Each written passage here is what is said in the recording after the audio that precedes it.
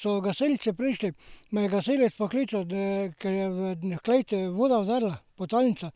Pa da se gasilci gor pripeljejo, z avta daleč pa ni mogel. Pol pa me kliče, da je šel gor, pol so pa toliko še je bilo, polovice še je bilo, da so lahko z avta prišli, da so lahko prišli dol, da so vodo spumpali. Zdaj vidimo stanje, še vedno se ugreza, tako da peljati se še ne bo dalo. Kako imate pa vi zdaj urejeno, ne? Ste z domačimi sorodniki, ste v stiku? Sigurno. Stiki so vsi posod. In sosed je tu, sosed je tu, avto dol postavi pa mora iti gor peš. Tako da tam to ima pa, ki ima tu hišo pa vinograde. Vodo imate zdaj ali kako imate urejeno? Vodo še imamo. Saj pravim, to je zdaj edina sreča, da ni cevih trgalo.